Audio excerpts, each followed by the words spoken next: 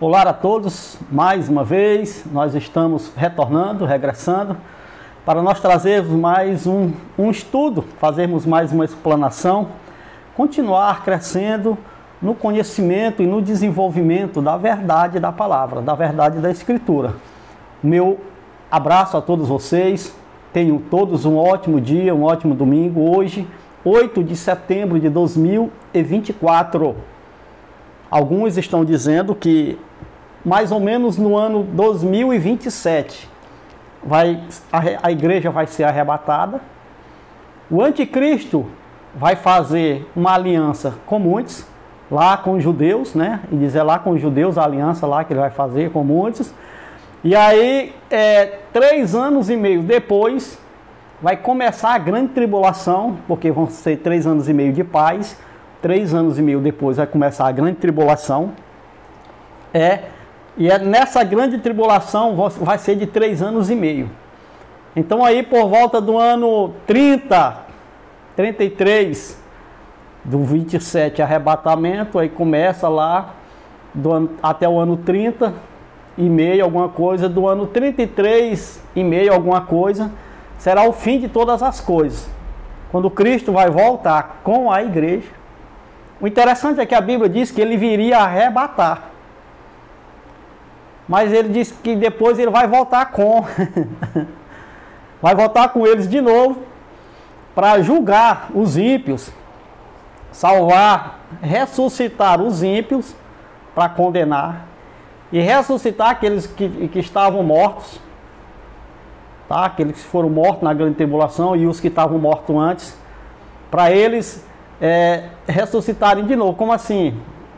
Porque no arrebatamento, os mortos ressuscitariam primeiro e depois os vivos seriam, junto com os mortos, arrebatados. Uma salada. E estão dizendo que isso vai acontecer até o ano 33. Então, quando começar, copia aí, irmão, me cobre se eu esquecer, de 2027 em diante, o tema recorrente vai ser o arrebatamento. A vinda de Cristo, a tribulação, a grande tribulação, os últimos 7 anos que eles dizem da profecia das 70 semanas de Daniel, que parou no tempo. O relógio de Ialro quebrou. O relógio está parado, eles disseram que está parado. Parou, depois do madeiro lá o relógio parou, acabou, não funcionou, faltou pilha. Tem que botar outra bateria no relógio de Ialro, que está parado. Está faltando a última semana de Daniel, dizem eles. Ainda não começou, irmão Tonelson? Não. Estão dizendo que vai começar. Os evangélicos dizem, porque são mais falsos ainda do que os adventistas, dizem, não, irmão, vai começar a qualquer momento. E esse qualquer momento já dura quase 2000 anos. Os adventistas já são mais ousados nesse ponto, eles dizem, não. Tem uns dizendo, 2027 começa o movimento. Até 2023 o mundo vai se acabar tudo. É isso? Nós estamos ligados. 2027, pense no confronto em 2027 em diante. Porque eu vou cobrar. E eu vou cobrar com força. Mas é com força. Muito bem, nós estamos tratando de um estudo sequencial sobre a exegese forçada. Exegese forçada, entendimento errado. Não dá outro. Não tem como você ter o entendimento correto da Escritura, da verdade, da palavra, se você forçar, fazer uma exegese forçada do texto, irmão. Não tem como. Nós falamos primeiro sobre a exegese forçada da palavra pecado. Muitos evangélicos, irmãos da graça, pasmem, dizem, não, irmão, ainda tem pecado. Pecado está aí. Tá, que pecado é que está aí? O irmão entendeu lá? O pecado que existe hoje é o que existia antes da lei de Moisés, a matia. Então esse pecado continua. Enquanto tiver ser humano na terra, tem pecado. Mas que pecado? Esse que o contexto do Novo Testamento fala? Não. é a anomia. Não, a anomia foi tirada no madeiro, foi tirada na cruz. Senão Cristo é mentiroso e os apóstolos também. Porque eles disseram que foi tirado, foi levado, foi aniquilado. Que o artigo definido, o pecado, era para falar de quê? Da lei. Então a lei tornou o pecado hamatia em pecado anomia.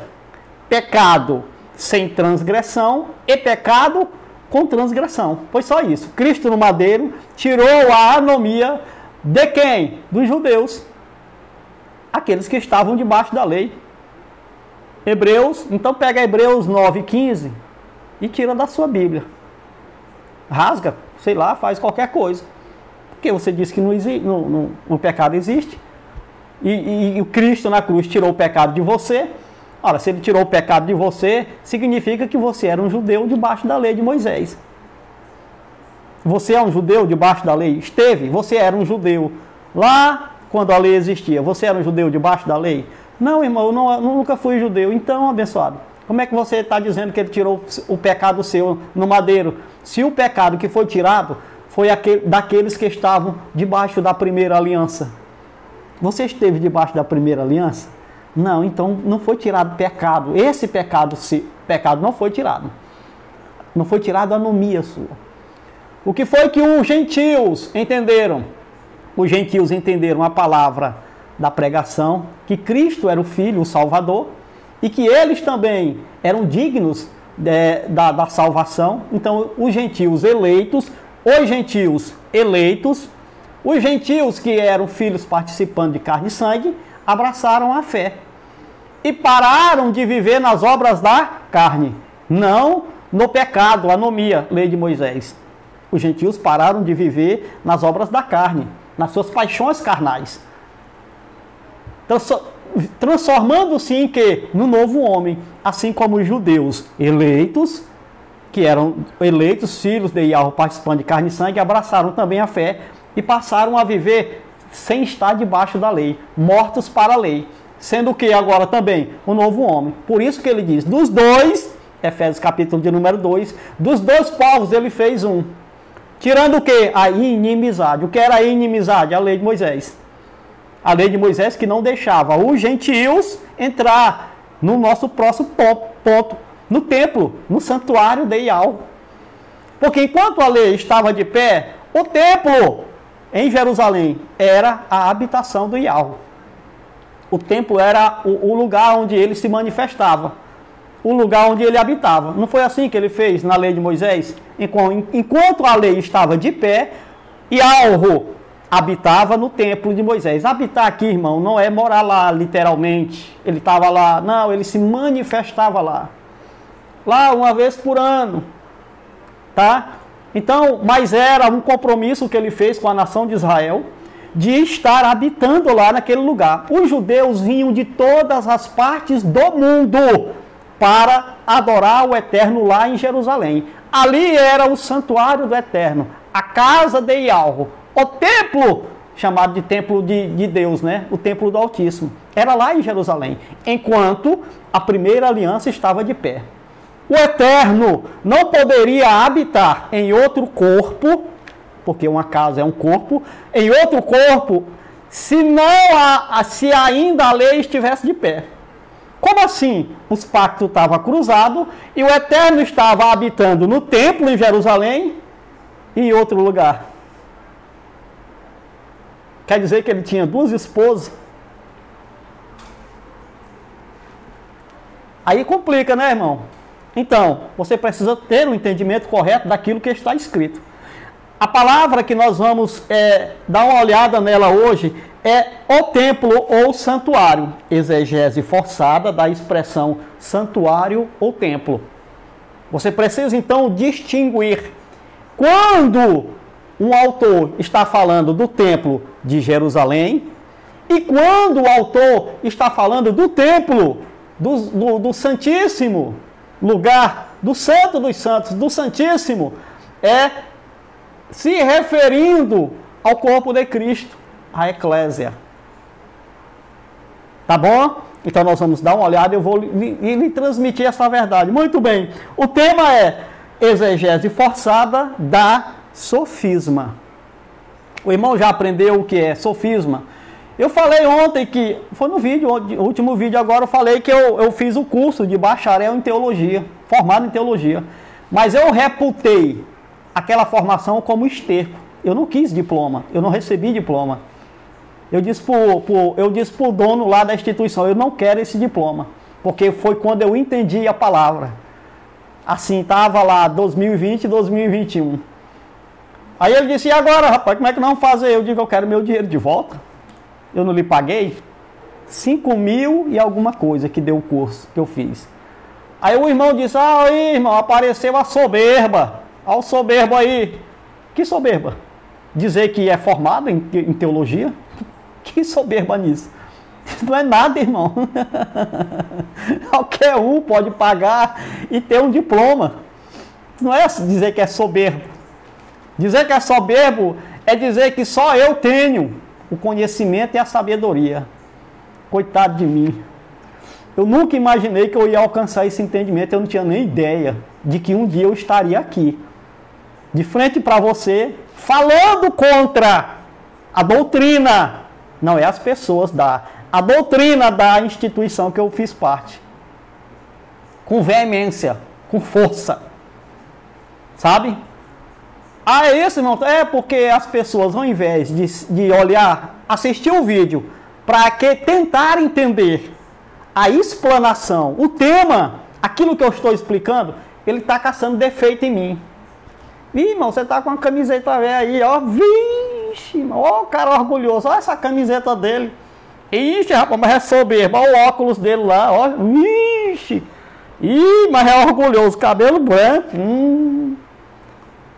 Ai, tá com o microfone aqui, olha. Rapaz, mas é soberbo, olha. Pois então, abençoado.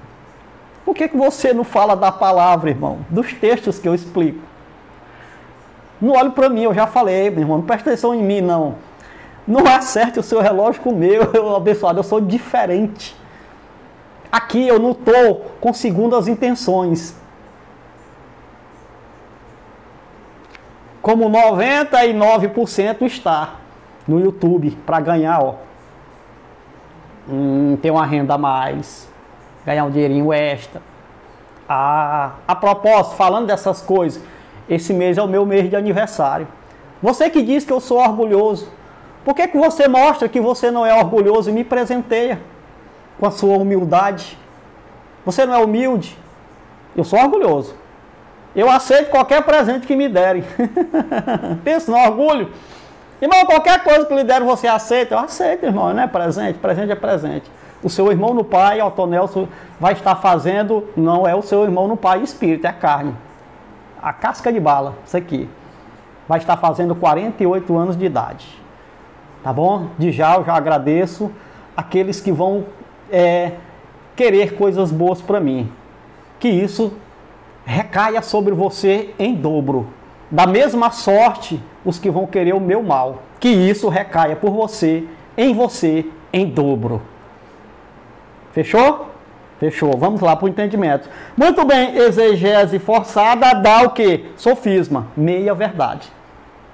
Vamos lá. 2 Tessalonicenses é o primeiro texto, 2 de Tessalonicenses, capítulo de número 2, versículo de número 4. Mas eu preciso ler primeiro o texto base, que se encontra em 2 de Pedro, ontem eu falei 1 de Pedro, né, no final, mas é 2 de Pedro, capítulo 3, versículo 15 e 16, diz: tenho em mente que a paciência de nosso mestre significa salvação, como também o nosso amado irmão Paulo lhes escreveu com a sabedoria que Yahweh lhe deu, versículo 16, ele escreve da mesma forma em todas as suas cartas, falando nela destes assuntos. Suas cartas contêm algumas coisas difíceis de entender, as quais os ignorantes e instáveis torcem, como também o fazem com as demais escrituras, para a própria destruição deles. Ponto. Muito bem. Então nós estamos dentro de um estudo sobre a exegese forçada de algumas palavras dentro da escritura, e isso faz toda a diferença no entendimento. Ora, irmão, se você pega um texto e aquele texto está explicado para você de uma forma forçada, dando outro entendimento que não é a verdade do texto, você vai viver enganado, achando que o mundo cosmo seria destruído. E nunca, a Bíblia diz que nunca foi o mundo cosmo, era o mundo aion.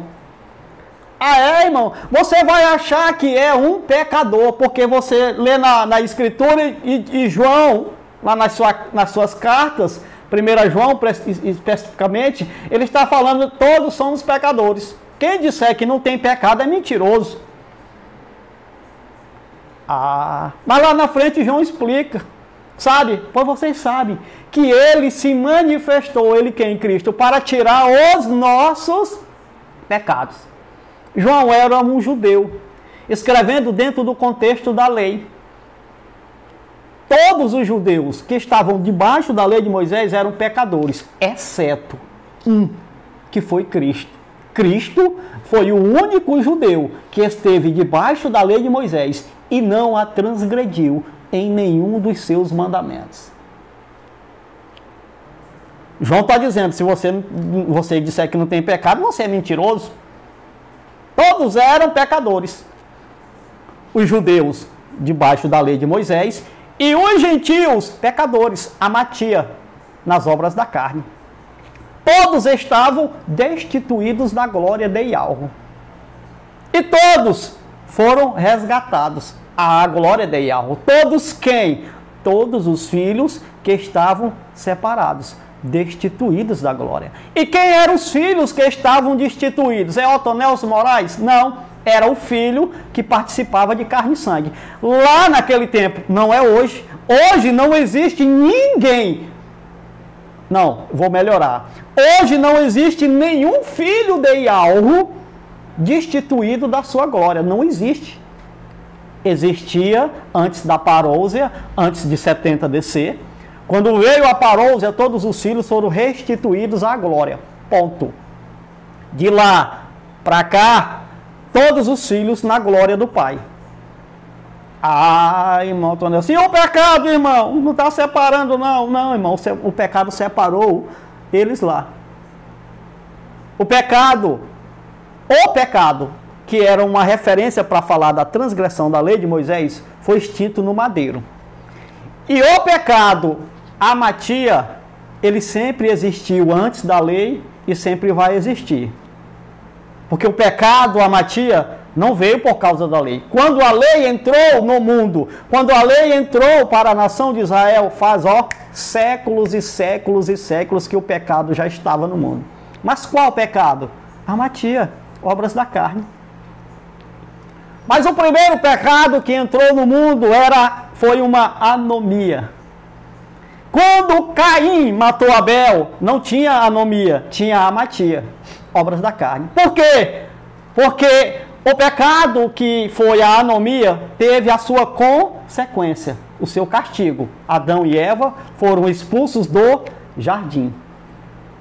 Perfeição, vida eterna. Vida, eles passaram a estar em uma eternidade de condenação, de separação do eterno.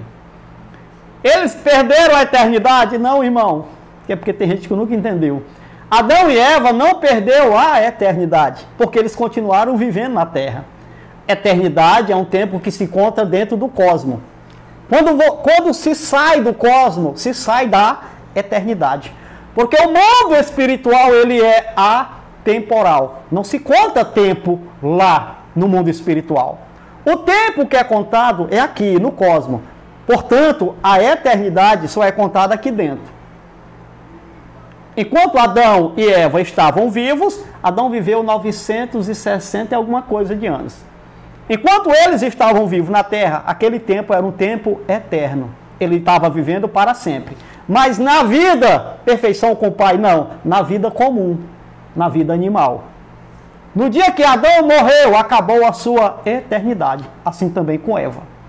Agora conseguiu entender a explicação? Muito bem, então, o pecado de Adão foi anomia, o pecado de Caim foi amatia. Aquela condição, perfeição, ela deixou de existir. Aquele mundo, aion, passou a ser velho, cheio de problemas, dificuldades, tribulações, separação do eterno. A terra passou a produzir espinhos e abrolhos. Ele disse, do suor do teu rosto comerás do teu pão, porque tu és pó e ao pó retornará. Disse para o Adão, o homem, não era só o macho, presta atenção. Quando ele disse, do suor do teu rosto comerás o teu pão, e voltarás ao pó, porque tu é pó e ao pó retornará. Ele estava falando com o Adão. O Adão é para falar do o homem como um todo. Não era o Adão, o macho. Porque Eva, a mulher, era também um Adão. Nós hoje, eu, Otonel, eu sou um Adão. Eu sou descendente do Adão. Irmão, você não é de Cristo. Oh, abençoado. Mas que complicação, hein? O que é do Pai, o que é do Altíssimo é o Filho que está aqui dentro, o Espírito, chamado de Espírito, o Filho, para se entender. Agora essa casca que você vê aqui é Adão, está na morte. Está na eternidade, está, mas na eternidade da morte. Mas o Filho que está aqui dentro, ele está na eternidade também, Elton Nelson? Está, mas na eternidade da vida, perfeição com o Pai. Não está separado mais. O irmão conseguiu entender? E agora nós vamos entrar na questão do santuário ou templo. Vamos lá. Exegese forçada da expressão santuário ou templo. Porque tem pessoas, muita gente, fizeram a exegese forçada da expressão santuário ou templo e trouxeram um entendimento equivocado dos textos. Não é todo lugar, não é todo texto que quando fala santuário ou templo, está falando lá do templo de Jerusalém. Então você precisa entender que muitas vezes essa palavra é usada, mas com outro entendimento, dentro de outro contexto, para falar de outra coisa. Vamos ver? Vamos, hoje é domingo, vou ser rápido, logo, né? Para que a gente vai ter uma costela ali, eu botei para a costela para estar descongelando.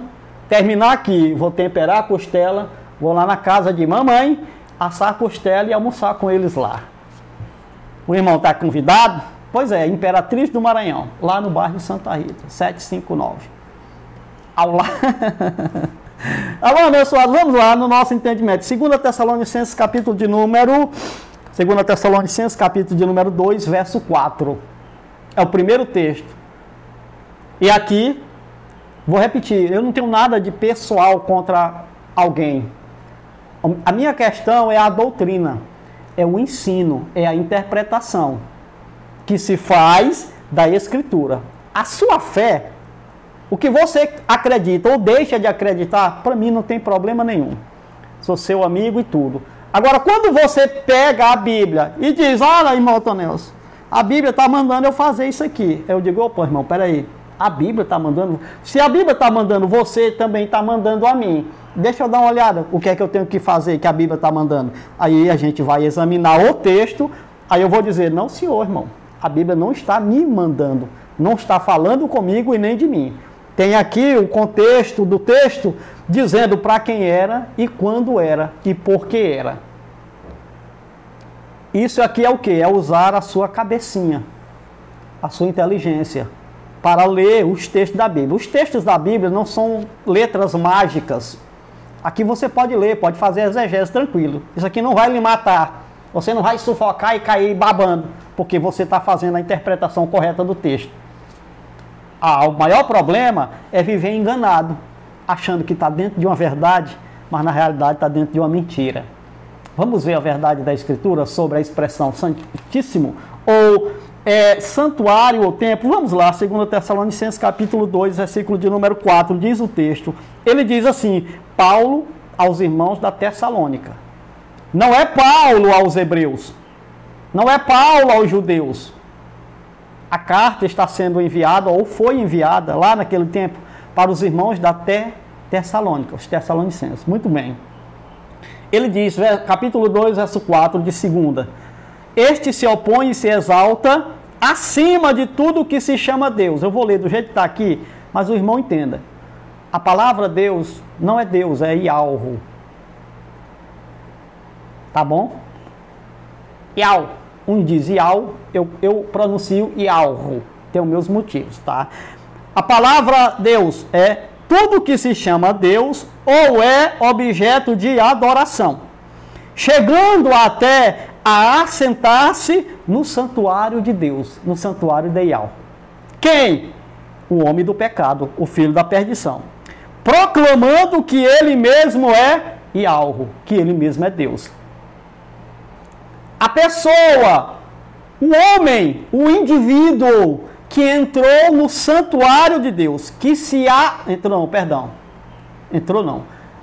pessoa, o indivíduo que se assentou no santuário de Iau, no santuário de Deus, essa pessoa, ele também se proclamou que ele mesmo era Deus. Proclamando, ele se assentou proclamando.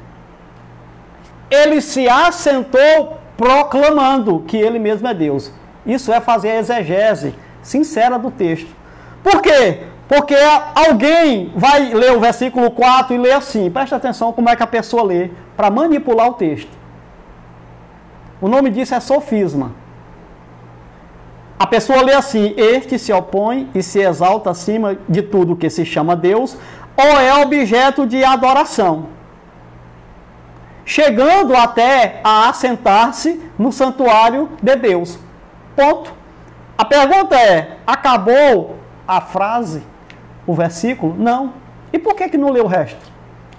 Porque tem segundas intenções, irmão. É só isso, abençoado. A pessoa quer dar o entendimento dela. Mas a continuação do versículo, olha só, irmão, a pessoa não leu o versículo todo. A continuação do versículo diz assim: chegando até a sentar-se no santuário de Deus, não tem nem vírgula, proclamando que ele mesmo é Deus. A pergunta é: quem se assentou no santuário de Deus? Dentro do contexto de Paulo com a igreja da Tessalônica. Se assentar no santuário de Deus. O santuário aqui é uma referência ao templo de Jerusalém ou é uma referência ao santuário de Iau? Quando Paulo escreve o santuário de Deus, a casa, a morada de Deus, é o templo em Jerusalém ou é o corpo de Cristo, a igreja? Porque se não tem a igreja, não tem o corpo de Cristo, a lei está em vigor, em pleno vigor, significa que aqui sim, o santuário é o santuário de Iau. Agora, se a nova aliança já está em vigor, o corpo de Cristo, a eclésia, já está lá, sendo edificada por Paulo e os apóstolos, significa que o santuário do Eterno, de Iau, não é mais o templo de Jerusalém. É o que agora? É o corpo de Cristo. O santuário espiritual, não é físico. Então, se assentar no santuário, era o que, irmão Otto Nelson? É tomar posse da posição que é de Deus, de Iau, requerendo adoração para si. Alguém diz: olha, irmão, o único na história que entrou no santuário de Deus foi o general Tito. Não, irmão. O general Tito entrou no templo de Jerusalém no ano 70. Ele não se assentou no santuário do Eterno. Porque o santuário do Eterno aqui, nesse contexto, não é o templo de Jerusalém. É o corpo de Cristo, a igreja. Significa o quê? Isso aqui é uma metáfora. Para falar de quê? Que esse indivíduo tomou a posição que era de Deus, requerendo adoração para si, proclamando que ele mesmo é Deus. Onde está os que gostam da história? Sai da escritura e vai se basear na história. Agora eu quero que você, ou qualquer um que a entende que é Tito, eu quero que você me mostre na história, Flávio Josefo ou qualquer outro historiador, dizendo que general Tito, ao se assentar, não é entrar, no templo, no santuário de Deus, proclamando que ele mesmo é Deus. O general Tito entrou no templo em Jerusalém, irmão Tonel. Foi. Quando ele entrou lá, ele entrou proclamando que ele mesmo é Deus? Não, irmão. Ele era um general, um pau mandado. Desculpa a expressão. General Tito era um servo do imperador, que era o pai dele, Vespasiano. General Tito não tinha poder para requerer nada para ninguém e de ninguém. O exército é do imperador, não é Tito. Tito era um general que comandava o exército do imperador. Se ele quisesse, como todos eles faziam, conquistava uma cidade, ele preservava as construções da cidade. Para quê? Para que eles pudessem usufruir dela depois. Então, o fato de Tito não querer que o templo fosse destruído, isso não significa que ele tomou posse para ele. Por quê? Porque ele era um general, meu irmão. Ele estava a serviço do imperador. De quem seria o templo? Do imperador. Do império, que é a pessoa do imperador. E do imperador, que é o próprio império. Eles faziam essa junção na antiguidade. Irmão, então o que é que significa isso aí? Significa que 2 Tessalonicenses 2 e 4, a expressão santíssimo aqui, santuário, é para falar do corpo espiritual em que Ialro habitava. E aonde é que Ialro habitava? Aqui nesse templo já. Era no templo em Jerusalém, para alguém tomar posse, se assentar no santuário. Se assentar no santuário é tomar a posição de quem é digno de adoração. E quem era digno de toda a adoração? Da igreja. O Ialro. Onde é que está na história? Tito proclamando que ele mesmo é Deus, ao entrar no templo. Tem? Se alguém me provar, me mostrar, na Bíblia ou na história, eu, Otonelson Moraes, desativo esse canal imediatamente.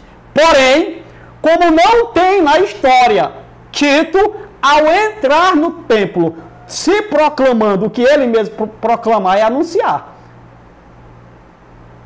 Onde é que tem Tito dizendo, eu sou Deus, agora vocês têm que me adorar? Da história. Ao se assentar no templo. Porque aqui é uma sequência. Se assentando, proclamando que ele mesmo é Deus. Onde é que está na história? Agora, quem diz que é Tito e não vai conseguir provar? Eu quero fazer o desafio. Vamos lá, canal por canal. Eu desativo o meu se você provar que Tito estava proclamando que ele mesmo é Deus ao entrar no templo. E eu mostro na escritura, dentro do contexto bíblico e na história, que isso era uma prerrogativa dos imperadores. Dentro do contexto de 2 Tessalonicenses 2,4, é Paulo falando aos Tessalonicenses algo que iria acontecer e que iria também mexer com os Tessalonicenses. Então alguém tomaria a posição de Ialro e requeriria adoração para si. E isso era prerrogativa dos imperadores, requerer adoração para si. Tanto é que dentro da cultura romana tinha o culto ao imperador. Onde é que tem na cultura romana o culto ao general do exército? Conseguiu entender? Que a expressão santuário aqui não é para falar do templo de Jerusalém? Isso aqui é só alguns motivos, mas eu tenho mais. Motivos inequívocos de que esse indivíduo não é Tito. Sinto muito, irmão. Você que acompanha essas pessoas que estão falando isso, abençoado, você pode examinar o texto, você é livre.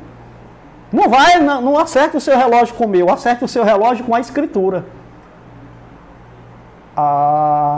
É assim que se faz, irmão Tonelson, é assim que se faz, a exegese correta dos textos. Muito bem.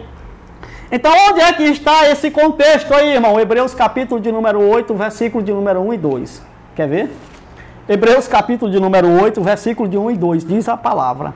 O mais importante é que o mais importante do que estamos tratando é que temos, disse Shaul aos hebreus. Agora, é que temos um sumo sacerdote como esse, o qual se assentou à direita do trono da majestade nos céus. Quem era que ele estava falando? Quem é esse sumo sacerdote? Cristo. Cristo se assentou à direita do trono na majestade no céu. Foi Cristo? Foi. Ou foi Tito que se assentou à direita? Não, foi Tito. Foi Cristo. Tá bom. Não foi Tito não que se assentou? Tem certeza? Não, irmão, aí é Cristo. Tá, então aqui é Cristo. Muito bem. Segundo, e serve no santuário, no verdadeiro. Ah, quer dizer que tinha o falso? Tinha. Tinha a maquete, tinha a sombra. A sombra qual era, irmão Tonelson? O Templo de Jerusalém. O Templo de Jerusalém era uma sombra do verdadeiro santuário nos céus. Ah, é, irmão Tonelson? Sim, porque quando Moisés estava lá no monte, ele viu. O Eterno disse para ele, tá vendo, Moisés, aqui? Pois faz uma cópia na terra das coisas que estão nos céus. Moisés fez a cópia de tudo, inclusive do templo. Então o templo de Jerusalém era o quê? Uma cópia, uma sombra. Mas qual era o tabernáculo agora? Ele disse que temos, é que temos um sacerdote o qual se assentou na majestade no trono do céu e serve. Ele já estava servindo já. No santuário, sim, em onde ele se assentou, tomou a posição de governo, tomou a posição de ser adorado. Se assentar é tomar posse de, é se colocar como. Então quer dizer que ele não entrou literalmente, não, meu irmão, porque é espiritual, meu compadre, por favor, presta atenção. Verso 2, e serve no santuário, no verdadeiro tabernáculo, que o mestre erigiu, construiu, edificou. Cristo construiu o quê? O templo de Jerusalém? Não, irmão, o corpo dele era a igreja, a eclésia. E era coisa física? Não, era espiritual. Então, abençoado é isso, e que ele construiu no santuário, nos céus, e serve no santuário, no verdadeiro tabernáculo, que o mestre erigiu, e não o homem. O de Jerusalém foi feito por quem? Pelo homem. Quem mandou construir o primeiro foi Salomão. E Esdras e Neemias reconstruíram o segundo. Concluído por Herodes. Eu acho que o grande, o tetrarca, não sei, um Herodes. Terminou de construir lá o segundo. Terminou de dar o acabamento no segundo. O terceiro templo não é de pedra, como os evangélicos dizem.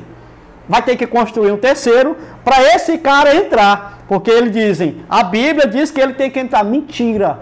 A Bíblia diz que o homem do pecado, o filho da perdição, se assentaria no trono do santuário, se assentaria no santuário proclamando que ele mesmo era Deus. Não diz que ele ia entrar no templo em Jerusalém. Isso aí é o quê? Uma exegese forçada. Qual é o resultado? Sofisma. Infelizmente tem muitos irmãos proclamando um sofisma. Porque pega um texto e compara com outro que é literal. Por exemplo, Apocalipse, capítulo de número 11. Aqui, irmão, é assim, tá? Amigos, negócios à parte. Apocalipse, capítulo de número 11, versículo de número 1 e 2. Deram-me, disse João, na revelação que ele teve na ilha de Patmos. Deram-me um caniço, semelhante a uma vara de medir. E me disseram, vá e meça o templo de Ialro. Irmão, o templo dele aí é o espiritual. Presta atenção no contexto. Eu já falei mais de 1 bilhão de vezes. Vou continuar falando até inteirar 1 trilhão. Que a palavra, ela tem o seu sentido dentro de um texto, dependendo do contexto. Vamos lá. Ele disse, vá, meça o templo de Ialro e o altar, e conte os adoradores que lá estiverem. Exclua, porém, o pátio exterior, o lado de fora. Por quê? o pátio exterior. Não o meça, pois ele foi dado aos gentios. Eles pisarão a cidade santa durante 42 meses. Qual é o contexto aqui? É o mesmo contexto de Daniel, capítulo de número 9. É o contexto que Cristo fala. Ele disse, olha, assim como Daniel disse, quando vir de Jerusalém sitiada de exércitos, sabei que está próxima a vossa devastação, a desolação. É o contexto literal. João foi dado a ele, então, um caniço para ele medir o templo de Jerusalém. Que esse templo e a cidade foi dada aos gentios. Eles pisariam a cidade santa durante 42 meses. Está falando de quê, João? Da destruição que viria sobre a cidade de Jerusalém. Aí alguém diz assim, não, meu irmãozinho do Maranhão, você não sabe ler a história. A história da igreja diz, olha só a história da igreja, que a carta do Apocalipse foi escrita em 85 a 95. E o templo já tinha sido destruído. Então, que templo é esse? Que João medirá no futuro deles, não é no nosso futuro. O templo aqui, a carta foi enviada para quem? Para as 7 igrejas das províncias da Ásia Menor. Em que tempo? No 1º século. Fatalmente, isso aqui é antes da destruição do templo em Jerusalém. E o templo lá caiu quando, irmão? Ano 70 DC. Ora, então, João era longe de escrever, porque ele só escreveu em 85 para 95. Ora, significa o quê? A exegese forçada. O que é que dá, irmão, a exegese forçada? Significa que vai ter que ter um 3º templo. O 3º templo vai ter que ser erguido lá em Jerusalém. Lá onde tem aquela mesquita lá. Pensa numa confusão. Então, por que isso acontece? Porque faz uma exegese forçada do texto, para dar a ideia da doutrina que o cara quer passar. Ora, irmão, significa o quê? Que antes do templo de Jerusalém ser destruído, João recebeu a revelação e falou para os irmãos das 7 igrejas da Ásia. É isso. Essa é a verdade. Combina com o quê? Qual é o contexto disso aí? Daniel 9, 27. O irmão consegue ler comigo? Daniel 9, 27. Daniel 9, 27 não é o contexto de 2 Tessalonicenses 2,4. Não, irmão, não tem nada a ver com esse contexto. Daniel 9, 27 é o contexto de quem, então, irmão Tonelson? Apocalipse 11, 1 e 2. Daniel, capítulo de número 9, versículo de número 27. Eu vou ler para você, não se aveste não. Verso 27, ele diz assim, com muitos ele fará uma aliança que durará uma semana, a semana de anos, 7 anos. Ele disse, no meio da semana, ele, quem? Essa pessoa que fará uma aliança por 7 anos. No meio da semana, ele dará fim ao sacrifício e à oferta. Muito bem. Se é 7, então é 3 anos e meio. Muito bem. E numa ala do templo será colocado o sacrilégio terrível. Até que chegue sobre isso, ou sobre ele, o fim que ele está decretado. E numa ala do templo. O templo aí é o que, irmão Tonel? Só a igreja? Não, irmão. A Daniel não foi dado a revelação da igreja. A Daniel foi dado a revelação do que aconteceria com o povo dele e a sua santa cidade no último dia. No final das 70 semanas que ele recebeu a profecia. Significa dizer o quê? Que o templo aqui é o contexto de Apocalipse, capítulo de número 11, versículo de número 1 e 2. Que os gentios entrariam lá. Eles pisariam, irmão, o templo por quanto tempo? Presta atenção.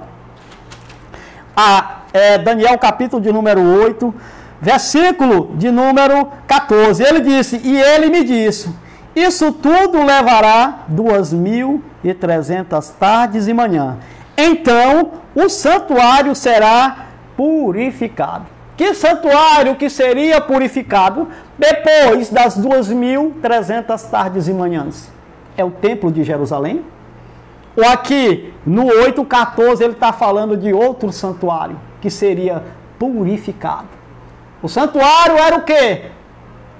Qual era o santuário que estava sendo edificado para ser morada do Eterno no fim? Irmão Tonel, isso é isso, o nome disso é o quê? Exegese do texto bíblico. Irmão, o senhor tem que ler Flávio José todinho para o senhor entender isso aí. Não precisa, eu preciso só estudar a Bíblia. Flávio Joséfo é aquilo que é chamado de subsídio. Subsídio teológico, subsídio histórico, subsídio cultural. Quando, se é necessário, você vai lá e dá uma bicada e pega alguma coisa. Mas a base do entendimento não é o subsídio, é a Escritura. Ela se auto-explica. Você só precisa examinar. Irmão, é isso, irmão Antônio? Sim, muito bem. Hebreus capítulo de número 10, porque senão você vai se enrolar desse jeito aqui, presta atenção.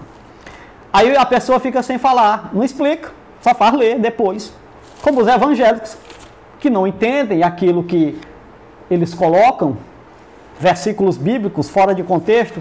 Aí você diz, mas o que é isso aí, irmão? O que é que isso aí quer dizer? Como é que você interpreta isso aí? Aí a pessoa não diz, não, irmão, o Espírito Santo é que me fala.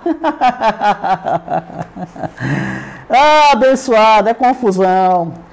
Vamos lá, Hebreus capítulo de número 10, versículo de número 19 e 21 diz: portanto, irmãos, temos plena confiança para entrar no lugar santíssimo. O lugar santíssimo ficava onde? No santuário. Pelo sangue de Cristo, por um novo e vivo caminho que ele nos abriu por meio do véu, isto é, do seu corpo. Ele disse, 21, temos, pois, um grande sacerdote sobre a casa de Yahweh, sobre o templo de Deus. Quem era esse sacerdote? Hebreus 8, 1 e 2. Cristo. Ele se assentou à direita. Ele estava onde? No templo dele. E quem era, ou qual era o templo de Yahweh nesse tempo? A eclésia, o seu corpo, Cristo. Ele estava fazendo o quê? Edificando, construindo. Edificar é construir, viu? É erigir. Erigir é levantar, construir, edificar. Ele estava edificando para ser o quê? Lá no futuro, a morada de Yahweh. Isso aconteceria quando? Lá no fim, a última semana de Daniel, depois das 2.300 tardes e manhãs. Ele purificaria, reconsagraria, purificaria o santuário, o templo. Para quem entrar? O Pai. Quem passou a morar, a habitar? Apocalipse capítulo de número 21, versículo de número 3. Ele disse o próprio. Ele disse, agora o santuário de Yahweh está com os homens. E o próprio. Não era mais o Espírito e não era mais o Filho. Quem era? O próprio. Por quê? Porque o Filho entregaria o reino ao Pai. 1 Coríntios capítulo de número 15, do 24 ao 28. É só ler para você entender. Então Cristo entregaria o reino ao Pai e o próprio Pai estaria habitando aonde? No tabernáculo. Que está onde? Com os homens. Aqui dentro. Então o templo em que ele estava era o quê? O seu próprio corpo. Ele era o cabeça. Ele era o sumo sacerdote. Ele era o sacerdote. Era ele que estava reinando no governo, assentado à direita. O irmão conseguiu entender? Então quer dizer que Hebreus 10, 19 a 21, não está falando do templo de Jerusalém, porque o lugar santíssimo ficava onde? Eu lhe pergunto. Dentro do templo, no segundo compartimento. O primeiro era o lugar santo, aonde os sacerdotes iam todo dia lá. Tinha a mesa da proposição, os pães asmos, tinha um candelabro lá. No santíssimo lugar era onde estava a Arca da Aliança. E tinha um candelabro, um incensário de ouro, lembrei. Tinha um incensário de ouro e a Arca da Aliança. O sumo sacerdote, uma vez por ano, só ele podia entrar no Santíssimo Lugar. Mas Shaul está dizendo agora que os irmãos podem entrar com confiança no Santíssimo Lugar. Como assim, Shaul?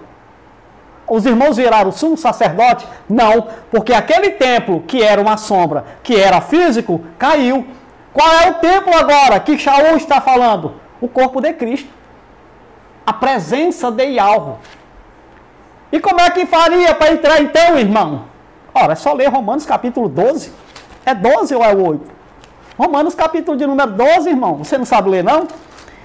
Ele disse, portanto, irmão, rogo-lhes pelas misericórdias de Deus de Yahweh, que ofereçam-se em sacrifício vivo, santo e agradável a Yahweh, que é o vosso culto racional. O culto racional é o culto espiritual, não é culto litúrgico. Ei, irmão da graça, culto racional é culto espiritual, é com o entendimento na mente. Não é o homem cantando, todo mundo, um monte de gente cantando, tocando. Isso aqui não é culto racional.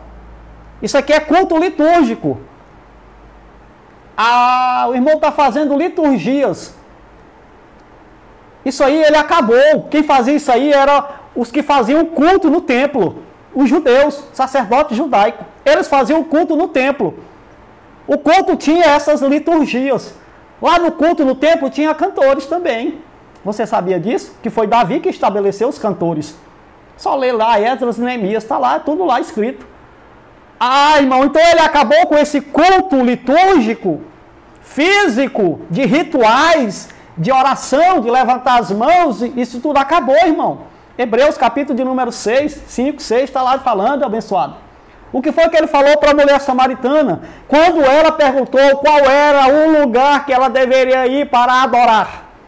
No monte ou no templo em Jerusalém? O que foi que Cristo disse para ela? Nem no monte e nem no templo. Como assim? Como é que estão dizendo que o lugar de adorar é no templo? Como é que chega alguém, um estelionatário da fé, que nos chamam de desigrejados, que diz que tem muita gente desigrejada, vão tudo para o inferno, e ele está dizendo assim, volta para o templo, volta para o santuário. Voltar para onde, rapaz? Para o santuário. Volta lá, irmão, para Arapuca. Volta lá para o santuário. Santuário, irmão, já no tempo de Paulo não era mais um lugar. Santuário de Cristo é espiritual. Porque eram aqueles filhos que participavam de carne e sangue. Ali é o santuário.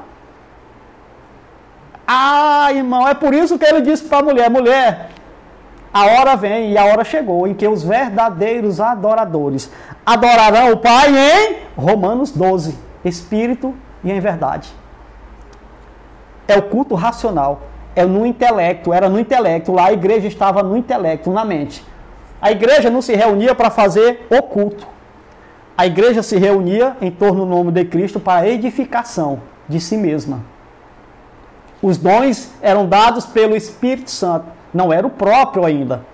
Cristo estava lá. O Espírito Santo era a manifestação, ou o próprio Cristo, neles. Por isso que ele disse, mas eu vou voltar e vos levarei para mim mesmo.